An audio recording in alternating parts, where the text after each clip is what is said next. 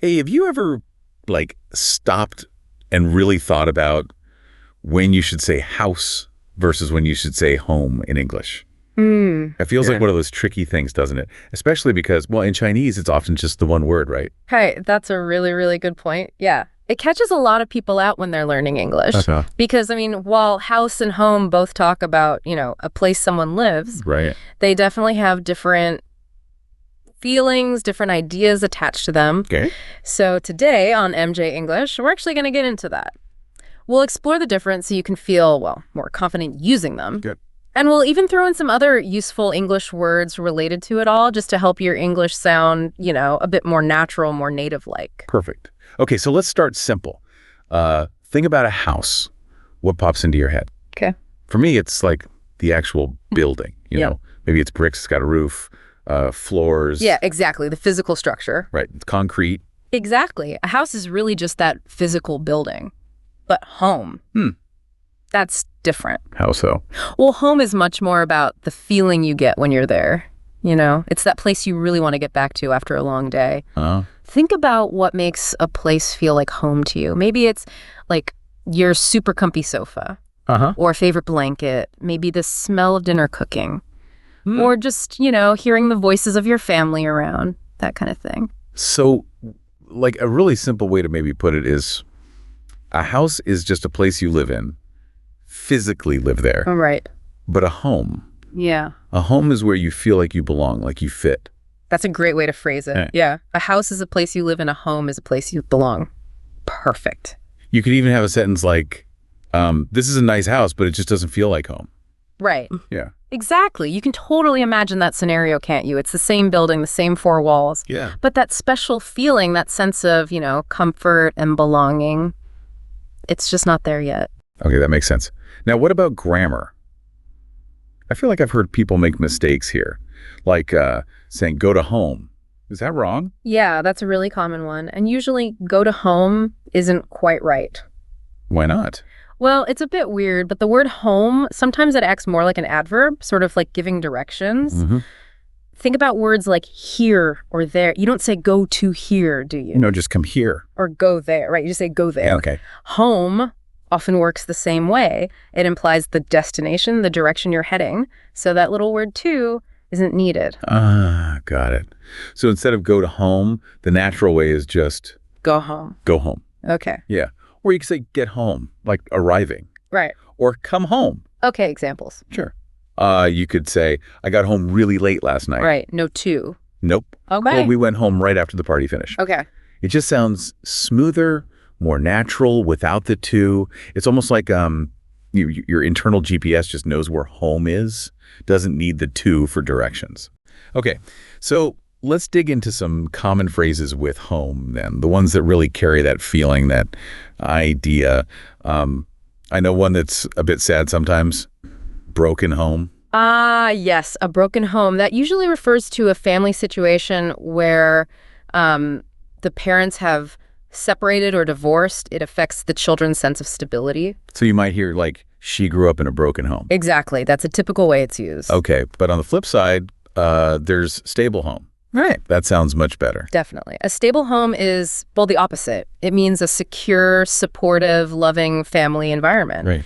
It's often said that kids especially really need a stable home to, thrive. Makes sense. Okay, what about places where older people live? I hear retirement home. Right. A retirement home is basically a place designed for older adults, seniors, to live. Often they provide meals, activities, maybe some basic help if needed. Okay. And is that different from a nursing home? Yes, generally it is. A nursing home provides a higher level of medical care. It's for people, often elderly but not always, who need regular nursing attention, maybe help with daily living activities because of health issues. So you might say, my grandpa lives in a retirement home, but maybe she works as a nurse at a nursing home. Precisely. Different levels of care involved. Got it. Okay, let's shift to something happier, food. Everyone loves food. What about home cooking?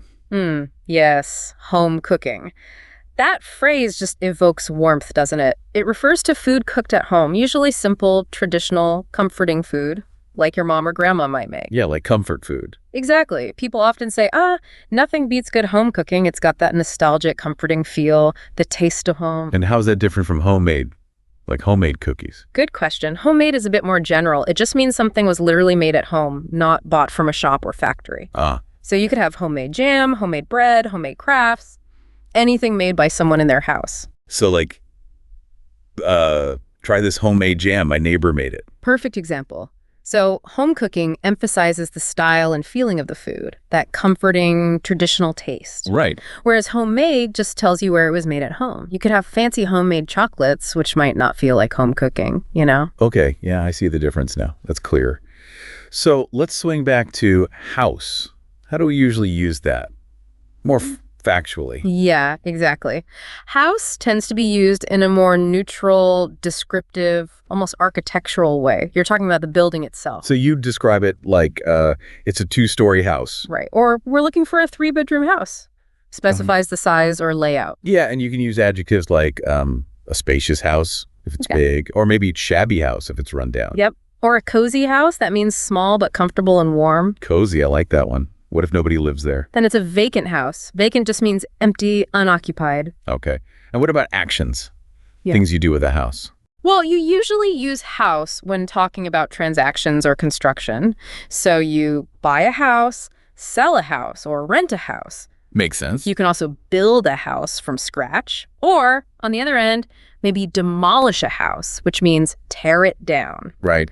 And there's a term, hopefully you don't encounter it personally, but if someone can't make their mortgage payments, the bank might repossess the house. Ooh. Okay.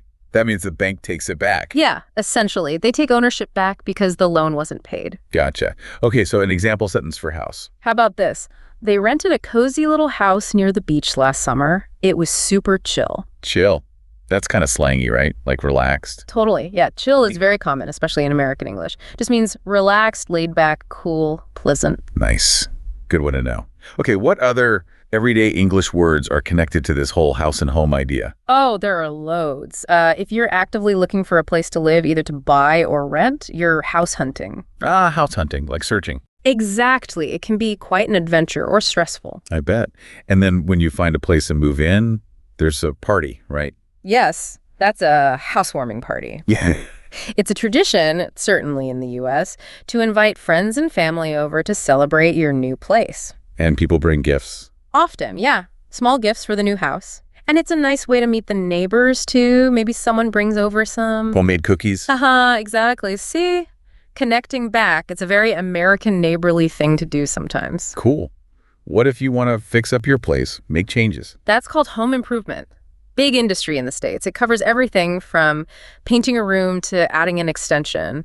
Basically, making your house nicer or better. Like, or Yeah, exactly, those ideas. Yeah. And within home improvement, you might talk about specifics, like you might redecorate a room. Redecorate, that's like changing the look. Paint, furniture. Pretty much, yeah. More cosmetic changes. But if you're doing bigger work, like maybe knocking down a wall or changing the kitchen layout, you'd probably say you're going to remodel the kitchen. Remodel, okay, so more structural. Generally, yeah. Redecorate is surface stuff. Remodel is changing the structure or function more significantly. Got it. What about people? Words for people who manage the home. Sure. Traditionally, you have the terms housewife for a woman or house husband for a man who stays home to manage the household, cooking, cleaning, etc., while their spouse works outside the home. Okay, housewife, house husband. Yeah, though maybe more common nowadays, especially when kids are involved, you hear stay-at-home mom or stay-at-home dad. Stay-at-home mom, dad. How's that different? It specifically emphasizes that the parent's primary role at that time is caring for the children at home rather than working outside the home. It feels a little more modern to some people, maybe less tied to just housework. Right. And that's pretty common in the U.S. Yeah, it's definitely a choice many families make for one parent to stay home while the kids are young. It's a recognized family structure. Interesting cultural note there. Yeah. Okay, wow, we've covered a lot. Let's do a super quick check to see if we've got it. Good idea. All right, sentence 1. I went to home. Correct or incorrect? Incorrect, usually. Remember that internal GPS? Right, just I went home. Perfect. Okay, number 2. I got home at 6. Sounds perfectly natural. Good. Number 3, I bought a new home. Correct. And saying home there suggests more than just the building, right? It implies you're creating that special place, that feeling. Yeah, the emotional connection. Yeah. Okay. Last one. I bought a new house. Also correct, but this one focuses more on the actual transaction, the physical property you acquired. Still right, just a slightly different nuance. Excellent. So really getting this little difference between house and home, right? It actually makes a big difference in sounding more natural in English, doesn't it? It absolutely does. It helps you express exactly what you mean, whether you're talking about bricks and mortar or that special feeling of belonging. Great. Well, hopefully this has cleared things up for you listening. Yeah, we hope so. And hey, if you need a written copy of all this, maybe to review the vocabulary. Oh, yeah. If you need a transcript, you can download it at the link below this recording. Definitely check that out if you want to go over the terms again. So we really hope this chat about house and home helps you out. Try using these words. Listen for how native speakers use them. Paying attention to these small details really adds up and makes your English sound, well, much more fluent and natural. Absolutely.